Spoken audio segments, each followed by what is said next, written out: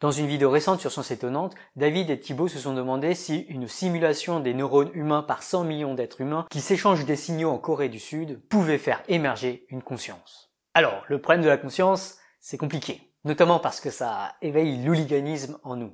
Du coup, on va aborder une question plus simple. Est-ce que ça peut faire émerger une intelligence? Une collection de composants idiots peut-elle donner lieu à une structure macroscopique intelligente? Et la réponse est oui, et pour s'en convaincre, il suffit de regarder du côté des fourmilières. Attends Thomas, j'ai envie de parler d'Al-Khwarizmi avant. Si ça te va, je te laisse la parole plus tard. Ça marche. Au XVIe siècle, l'Italie était le centre du monde mathématique avec ses génies comme Galilée, Torricelli ou encore Tartaglia. Et le summum de l'intelligence fut alors la résolution d'équations. Il y avait même des duels publics qui opposaient des mathématiciens. On donnait alors à chaque mathématicien une liste d'équations du troisième degré à résoudre, c'est-à-dire des équations comme x au cube moins 9x carré plus 17x égale 21. Le vainqueur de tel duel était considéré plus intelligent. Résoudre des équations était un signe d'intelligence. Bon, plus aujourd'hui. Et on peut se demander pourquoi. Est-ce parce que les machines savent résoudre ce problème que nous considérons désormais que ce problème n'est pas une question d'intelligence? Non. Si la résolution d'équations du troisième degré est devenue un problème facile, c'est grâce au génie d'Al-Khwarizmi et de ses successeurs. Al-Khwarizmi est un mathématicien perse du 9e siècle après Jésus-Christ et certainement l'un des personnages les plus influents de l'histoire de l'humanité. Al-Khwarizmi, c'est un peu le Turing du Moyen-Âge. En particulier autour de 825, Al-Khwarizmi publia son œuvre abrégée de calcul par la restauration et la comparaison. Il y clarifia de nombreux outils mathématiques aujourd'hui devenus indispensables, comme l'écriture des nombres via la notation hindoue-arabe et l'utilisation de notation abrégée, qui est au cœur de ce qui deviendra ensuite l'algèbre. Alors oui, je sais, tout ça il ne l'a pas inventé, mais j'ai envie de dire, screw les inventeurs. Pardon. Comme l'écrivit le grand mathématicien William Thurston, la mesure de notre succès est si nous permettons aux gens de comprendre et penser plus clairement et efficacement les mathématiques. Et à ce jeu-là, Al-Khwarizmi peut être considéré comme l'un des plus grands mathématiciens de l'histoire, aux côtés d'Euclide et de Turing. D'ailleurs, le plus grand génie d'Al-Khwarizmi, qui est vraiment sa patte personnelle, fut sa volonté d'expliquer et d'enseigner les méthodes de résolution plutôt que les solutions elles-mêmes. Ainsi, plutôt que de résoudre une équation comme x carré moins x égale 2, Al-Khwarizmi voulut détailler toutes les étapes de calcul qu'il suffit de faire pour résoudre ce genre d'équation. Et il fallait que chaque étape de ce raisonnement soit suffisamment simple et élémentaire pour qu'il ne s'agisse plus que d'un jeu de symboles, un jeu purement syntaxique, de sorte que même le dernier des abrutis puisse résoudre ce genre de problème en ne faisant que suivre les instructions d'Al-Khwarizmi. Et quand je pense au dernier des abrutis, je pense bien sûr aux machines, ou à Thibaut et David qui s'envoient des messages en Corée du Sud. Depuis Al-Khwarizmi, des générations de mathématiciens n'ont cessé de réduire des problèmes que seuls des mathématiciens de grand génie savaient résoudre à un simple jeu de symboles gouverné par des instructions préétablies. Cette façon de penser est sans doute l'une des plus grandes avancées de l'histoire des idées. On l'appelle pensée al-khwarizmique, ou, de façon francisée, pensée algorithmique. Cette approche consiste à combiner des composants élémentaires idiots et à leur faire des tâches bêtes et méchantes avec l'espoir qu'une grande multitude de simplicités parviennent néanmoins à résoudre des problèmes qui semblaient nécessiter une intelligence fulgurante. L'intelligence fulgurante aura alors émergé d'opérations élémentaires simplistes. Alors, dit comme ça peut paraître être de la magie noire ou nécessiter l'intervention géniale d'un concepteur intelligent. Mais ce genre d'émergence de l'intelligence est en fait on ne peut plus banal dans la nature. N'est-ce pas Thomas? Oui, tout à fait. Les règles simples dictant le comportement de chaque individu sont très présentes chez les insectes sociaux et permettent l'émergence du comportement intelligent de la colonie. Par exemple, les termites décident de prendre ou déposer un morceau de terre en fonction des structures autour d'eux, initiées par d'autres termites. Il s'agit de boucles comportementales de renforcement. Si un termite réalise par hasard une action, comme déposer de la terre, un autre observera les effets de cette action et sera plus enclin à faire de même, ce qui aura un effet de motivation encore plus gros pour les termites suivants. Le processus aboutit à différentes formes d'accumulation et à la création de structures, d'arches, de piliers ou de tunnels. Mais bien sûr, vous aurez également pensé aux fourmis, qui laissent dans l'environnement des substances chimiques, les phéromones, ayant différentes significations pour les fourmis suivantes. Comme dans le cas des termites, la communication est ici indirecte. L'environnement joue le rôle de mémoire collective et cette propriété permet à des comportements intelligents d'émerger. En effet, l'utilisation de l'environnement comme mémoire présente plusieurs avantages. D'abord, cette mémoire est quasiment illimitée. Plus d'espace, plus de fourmis, et la mémoire de la colonie grandit sans effort. Ensuite, cette mémoire est intimement liée à l'espace, à l'environnement. Chaque élément mémorisé est rattaché à une position, ce qui lui donne tout son sens. Il s'agit d'une cartographie de l'espace, de l'environnement, directement rattachée à celui-ci. Enfin, cette mémoire est sensible aux modifications de l'environnement. Si par exemple une colonie de fourmis découvre des restes sur une table de pique-nique, celles-ci déposeront sur le trajet les substances indiquant le bon repas. Une petite modification de l'environnement, comme un déplacement de la table de quelques centimètres, et très peu de travail sera nécessaire pour réparer les indications. Les informations liées à la table, de son pied jusqu'à la nourriture, auront encore tout leur sens. A l'inverse, une zone de l'environnement trop changeante, trop chaotique, aura bien du mal à être sélectionnée comme piste durable. Cette gestion de la mémoire, au sein même de l'environnement, contient en elle ce qu'il faut pour éviter une certaine forme de danger. Mais rien de tel qu'une belle animation pour illustrer tout ça et rappeler les règles simples qui régissent le comportement des fourmis et aboutissent à leur intelligence de groupe. Voici donc notre petite animation. Vous trouverez les liens concernant le programme dans la description. On y voit notre colonie de fourmis. La première question qu'on peut se poser, c'est comment une fourmi donnée peut retrouver le chemin vers le nid situé au centre de l'image. Pour ce faire, elle utilise un premier type de phéromone, une substance qu'elle laisse partout sur son trajet depuis le nid lorsqu'elle le quitte. Voici à quoi ressemble notre monde si on révèle cette trace. Cette substance s'évapore au fil du temps, ce qui permet à notre fourmi de différencier les marques plus anciennes que d'autres. Elle utilisera ces informations pour retrouver son chemin. Lorsqu'une fourmi découvre par hasard une source de nourriture, celle-ci en prendra un petit bout et reviendra au nid en laissant sur son chemin un second type de phéromone représenté ici en rouge. Prenez bien le temps d'apprécier la simplicité dans le comportement d'une seule fourmi. Les règles qu'elle suit tiennent en quelques lignes. Elle se base sur le fait qu'elle porte déjà ou non de la nourriture, sur les deux types de phéromones, et son job consiste uniquement à se déplacer, soit aléatoirement, soit en suivant les traces, et à déposer elle-même une des deux substances. Avec seulement ces règles pour chacune des fourmis, on voit émerger un comportement complexe et intelligent de la colonie, qui est bien davantage que la somme des comportements de chaque fourmi prise individuellement. On peut noter l'utilisation efficace du hasard, qui est l'une des règles les plus simples. Au niveau d'un seul individu, un déplacement aléatoire n'a pas grand intérêt, mais au niveau d'un essaim, il s'agit d'une stratégie efficace de diffusion pour explorer un maximum d'espace.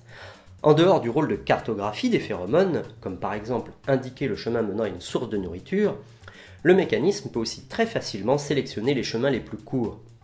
En effet, si plusieurs chemins menant à une même source sont découverts, le plus court d'entre eux sera pris à une fréquence plus élevée et sera donc davantage renforcé puis privilégié. Les renforcements de comportement, comme ceux initiés par les phéromones, permettent une allocation très dynamique des ressources. On a pu constater que lorsque la majorité des fourmis ne voient pas de substance en rapport avec la nourriture, alors leur comportement est aléatoire et l'intégralité de l'essaim se trouve donc dans un mode de diffusion qu'on peut interpréter comme de la recherche. Si une d'entre elles voit quelque chose et l'indique, une autre va le voir et faire de même, puis une autre. Il y a une réaction globale de la colonie où l'intégralité des fourmis passera à un comportement de collecte. Une fois la tâche terminée, la trace s'évapore et tout ce petit monde reprendra son comportement d'exploration. Ces boucles de renforcement permettent des changements de comportement globaux exponentiels et on les voit également lors des réactions de défense où la majorité des forces sera ainsi consacrée à neutraliser un envahisseur. Un des points fascinants liés à l'émergence de l'intelligence via ces mécanismes est l'équilibre entre l'exploration, c'est-à-dire décider de ne parfois pas écouter les phéromones, et l'exploitation, c'est-à-dire suivre à la lettre leurs recommandations. Pour un individu isolé, une erreur, volontaire ou non, peut être une catastrophe. Une fourmi peut se perdre et ne jamais retrouver le chemin vers la colonie. Mais ces erreurs individuelles sont un atout majeur dans l'intelligence émergente. Sans elles, une colonie serait incapable de découvrir de nouvelles choses ni d'améliorer une piste. Et c'est une belle morale dans cette histoire. Non seulement l'intelligence peut émerger de règles simples, mais en plus cette intelligence pourrait disparaître si les règles étaient plus abouties. Une colonie de fourmis parfaite, qui suivrait à la lettre les recommandations des phéromones, serait bien moins performante qu'une colonie classique de fourmis. J'espère que vous ne regarderez plus les colonies de fourmis de la même manière. Une fourmi seule, c'est pas super malin, mais une colonie de fourmis, ça résout des problèmes si complexes que des informaticiens s'en sont inspirés pour concevoir des intelligences artificielles. Et je vais insister une dernière fois sur l'importance de la pensée algorithmique parce que je pense que c'est vraiment quelque chose de très important. On a tendance à penser que certaines idées requièrent un génie pur, quelque chose qui transcende les lois de la physique, que ce soit dans le domaine de la composition musicale, du diagnostic médical, de la négociation commerciale ou des grandes avancées mathématiques. Mais en fait, la pensée algorithmique n'a cessé de décomposer les actes de génie en une succession de raisonnements élémentaires pour montrer que ce que l'on croyait être intelligent s'obtient également via une succession d'un grand nombre d'opérations simplistes. Mieux encore, l'histoire de l'algorithmique n'a cessé de montrer que la formalisation de ces étapes de calcul conduit généralement à des optimisations du processus de réflexion, voire à des avancées scientifiques majeures, comme la fois où Turing a découvert l'universalité de certaines de ces machines. Néanmoins, même avec tout ça en tête, il reste difficile de se convaincre que l'expérience de pensée de David et Thibault, ces 100 milliards d'humains en Corée du Sud, suffisent vraiment à l'émergence d'une intelligence. Le génie de cette expérience de pensée, c'est de ramener à notre échelle des opérations élémentaires qui ont habituellement lieu à des échelles beaucoup plus petites. Et du coup, on a tendance à s'attarder sur chaque communication entre paires d'humains. Mais on l'a vu, pour que l'intelligence émerge, il faut une grande multitude d'opérations élémentaires simplistes. Vous ne trouverez donc pas l'intelligence dans une poignée d'interactions entre humains. L'intelligence n'apparaît que lorsque l'on considère le système entier et toutes les opérations élémentaires dans leur ensemble. En particulier, pour observer l'émergence de l'intelligence des 100 milliards d'humains, il faudrait les observer de haut dans le ciel sur des échelles de temps beaucoup plus longues. Et même là, parce que le nombre de communications à suivre du regard dépasse de loin ce que le cerveau humain est capable de suivre, il y a peu de chances que l'on comprenne comment l'intelligence parvient à émerger. Et oui, les capacités cognitives du cerveau humain sont malheureusement limitées. Ce n'est alors pas étonnant que l'on préfère ignorer la complexité du système et considérer le tout comme une espèce de boîte noire. Au final, c'est un peu ça que l'on fait lorsque l'on constate la complexité d'une fourmilière ou d'une termitière, et c'est carrément ce que l'on fait lorsque l'on constate l'émergence de l'intelligence dans un cerveau humain. Et ce n'est absolument pas une coïncidence si c'est aussi ce que l'on fait de plus en plus lorsque l'on constate l'émergence de l'intelligence artificielle de certains programmes informatiques. J'espère que vous avez aimé cet épisode. Un grand merci à Thomas de la chaîne Patience pour son intervention. La chaîne Patience, je la recommande très vivement. J'ai souvent mis des liens en fin de vidéo vers des vidéos de Thomas parce que c'est de l'excellente vulgarisation qu'il fait des mathématiques à l'informatique en passant par la physique. Je vous recommande notamment les excellentes vidéos de Thomas autour de l'informatique, notamment celle sur le théorème d'incomplétude de Gödel, ou encore celle sur la machine de Turing. Notamment, dedans, il explique un peu comment fonctionne une machine de Turing universelle. La dernière fois, on a parlé des machines de Turing et Nathan Roy nous demande si du coup une machine de Turing pouvait simuler plusieurs êtres humains. Si on en croit la thèse de Church-Turing, la réponse est oui.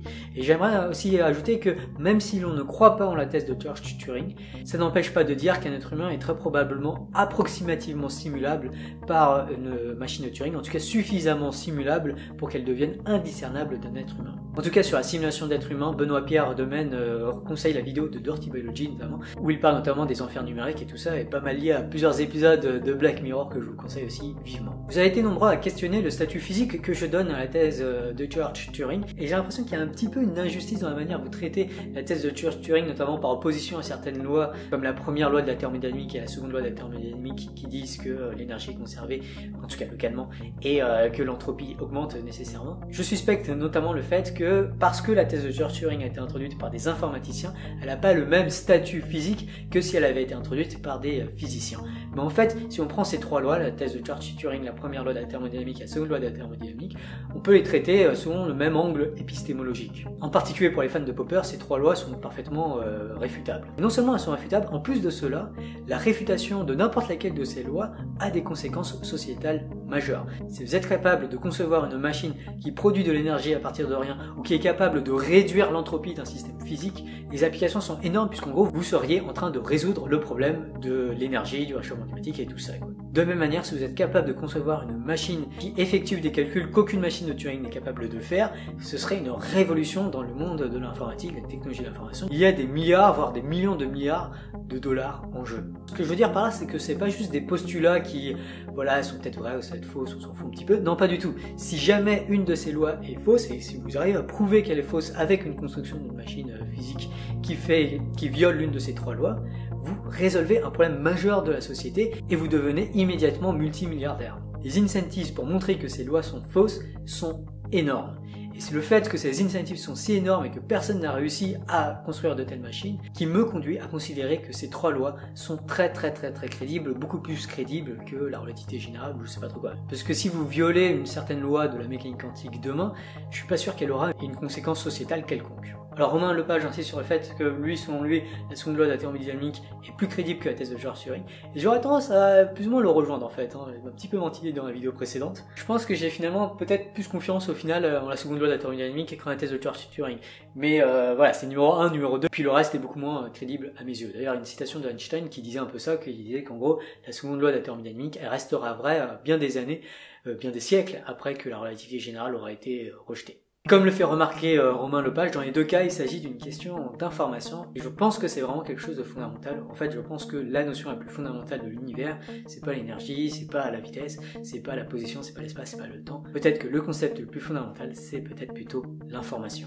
Et le corollaire de tout ça, c'est que la façon la plus fondamentale d'étudier l'univers, c'est via l'étude des machines de Turing. Paul Amblard nous demande si le fait que le temps soit continu n'est pas en contradiction avec la machine de Turing. Donc a priori, si je crois vraiment à la thèse de Shor-Turing, j'ai du coup tendance à penser que le temps est discret, mais la thèse de Shor-Turing n'est pas nécessairement incompatible avec le temps continu. La question c'est, est-ce que dans un monde où le temps est continu, on arrivera à construire des machines qui sont capables de faire des calculs que les machines de Turing n'arrivent pas à faire? Et si on tient compte du fait que l'énergie d'un système est souvent finie, en tout cas c'est une hypothèse très classique en physique, on se rend compte que ça pose des limites sur ce qui peut être communiqué. Et en particulier en 1948, l'un des plus grands mathématiciens du XXe siècle, Claude Shannon, a publié peut-être l'article le plus influent du XXe siècle, puisque c'est celui qui nous a amené à raisonner en termes digital plutôt qu'en termes analogiques. Avant ce papier, en gros, les gens se disaient peut-être que l'analogique peut faire aussi bien que le digital. Et en fait, le truc, c'est que même si le temps est continu, pour envoyer beaucoup d'informations par seconde, il faut utiliser une fréquence du signal qui est très grande. Sauf que Planck et Einstein avaient déjà montré que de grandes fréquences étaient associées à beaucoup d'énergie. Donc si l'énergie est finie,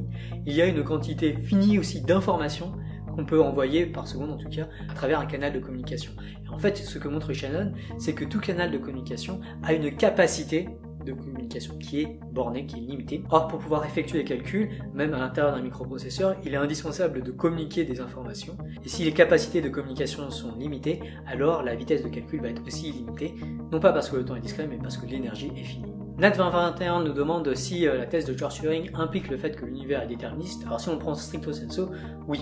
The Salty Guy nous demande du coup si la machine de Turing est capable de simuler le hasard. Alors derrière cette question, je suspecte le fait qu'il y a le raisonnement selon lequel la mécanique quantique serait quelque chose de fondamentalement aléatoire. Ça c'est ce qu'on appelle l'interprétation de Copenhague de la mécanique quantique, et c'est une interprétation de la mécanique quantique, mais ce n'est pas la seule, et en fait il y a pas mal de physiciens qui préfèrent d'autres interprétations de la mécanique quantique, et notamment certaines autres interprétations de la mécanique quantique sont purement déterministes, comme par exemple la théorie des multivers quantiques d'Everett, ou encore la théorie bohmienne, et là je vous renvoie vers l'excellente vidéo de Looking Glass Universe à ce sujet. Bref, tout ça pour dire que j'ai bien moins confiance en le fait qu'il existe du hasard dans l'univers qu'en la thèse de George Turing. Alors ceci dit, la question reste très intéressante. Comment est-ce qu'une machine de Turing peut générer du hasard? Il y a 2 façons de faire. La première, c'est tout simplement de supposer qu'elle a accès à un générateur de nombres aléatoires. Donc on peut imaginer que l'univers est simulé par une machine de Turing qui de temps en temps tire un nombre aléatoire et l'utilise dans son calcul. Mais on n'est peut-être pas obligé d'en arriver jusque-là. Si on veut tout simplement avoir quelque chose qui a l'air aléatoire, on peut se contenter des nombres pseudo-aléatoires. Un nombre pseudo-aléatoire, c'est un truc qui en pratique est indiscernable d'un truc aléatoire. Je vous renvoie maintenant vers une vidéo que j'avais fait sur Zetabytes avec Peva Blanchard. On avait parlé de la définition de Martin Löf de ce qui est un truc aléatoire. Et selon Martin Löf, un truc ne peut être aléatoire que s'il est infini. Donc déjà, c'est un peu compliqué si l'univers a un nombre fini d'informations et c'est simulable par machine de Turing finie. Voilà, ça montrerait qu'on n'est pas capable de dire qu'elle est aléatoire, en tout cas pas au sens de Martin Löf. Mais surtout, il y a des conjectures importantes en informatique théorique, des trucs dont on ne sait pas si c'est vrai ou si c'est faux, où notamment on se demande est-ce qu'il est possible de générer des trucs qui ressemblent à un truc aléatoire. Et notamment, il y a une conjecture qui pose la question de est-ce qu'il est possible de générer un truc parfaitement déterministe, mais qui, pour quelqu'un dont la puissance de calcul est limitée, est indiscernable du hasard. Et ce genre de générateur pseudo-aléatoire, comme on les appelle, c'est un truc qui est fondamental en cryptographie par exemple, et c'est vraiment utilisé de plus en plus. Donc en gros, de façon pratique, on pense aujourd'hui, bon ça dépend de l'état de la conjecture, si on arrive à le prouver ou pas, mais on pense aujourd'hui qu'il existe des trucs qui sont largement capables de simuler un truc qui, en tout cas pour nous, est complètement indiscernable du hasard. Et au final, si la mécanique quantique paraît aléatoire, c'est peut-être aussi parce qu'elle utilise ce genre de procédure. Enfin, Exeter Mega et John Cardier posent la question du statut de l'ordinateur quantique. Et ça, c'est vraiment un truc, voilà, il faudrait faire tellement de vidéos sur l'informatique quantique, il y a tellement de choses à dire, notamment il y a l'excellent livre Quantum Computing Since Democritus de Scott Aronson que je recommande vivement, même si pas forcément toujours facile à lire. Le truc qui est complètement fou, qui a été vraiment une surprise, hein, c'est dans les années 80-90, c'est le fait que les ordinateurs quantiques sont capables de faire des calculs qu'aucune machine de Turing n'est capable de simuler en temps réel. C'est-à-dire que les machines de Turing seront encore capables de simuler les ordinateurs quantiques, mais il leur faudra beaucoup plus de temps. Les calculs d'un ordinateur quantique peuvent ne pas être isomorphes à ce qui se passe sur un ordinateur classique, en tout cas en termes de temps de calcul. Il y a notamment un algorithme qui s'appelle l'algorithme de Grover, qui n'a pas d'équivalent classique, c'est-à-dire que le temps de calcul de cet algorithme est nécessairement plus rapide, et même quadratiquement plus rapide, que ce que l'on aurait avec une machine classique. Donc il y a vraiment un gain à utiliser des ordinateurs quantiques.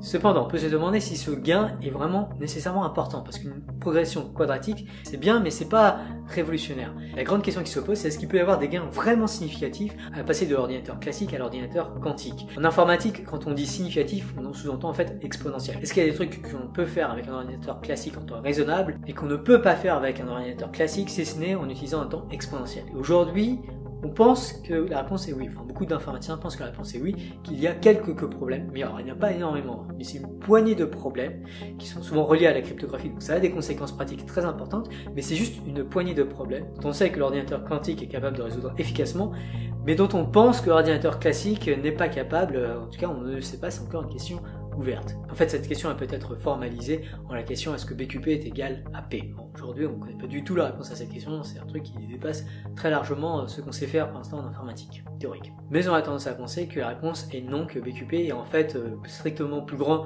que P, c'est-à-dire qu'il y a des problèmes que les ordinateurs quantiques sont capables de résoudre exponentiellement plus rapidement que des ordinateurs classiques. En quel cas, la thèse de Church-Turing étendue qui dirait que tout l'univers peut être simulé par un ordinateur classique en temps efficace, de manière efficace, en temps réel.